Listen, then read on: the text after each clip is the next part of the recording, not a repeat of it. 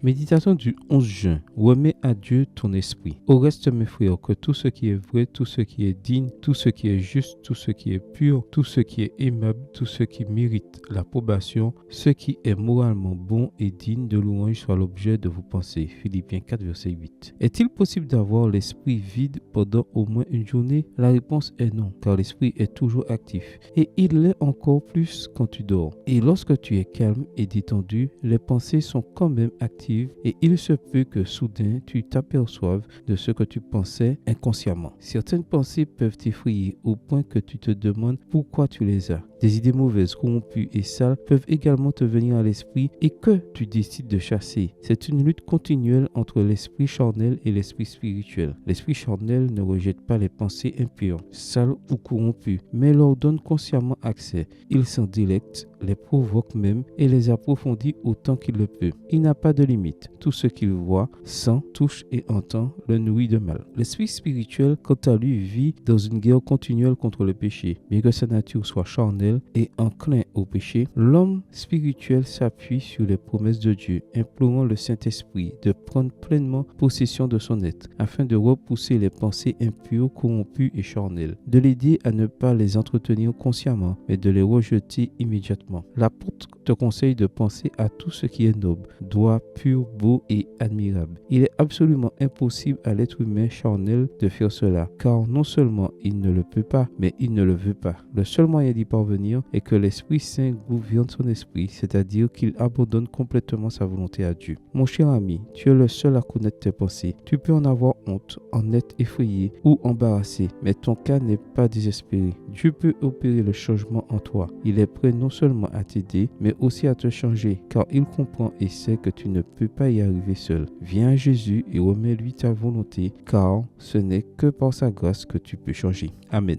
Bonne journée à vous et que le Seigneur vous bénisse.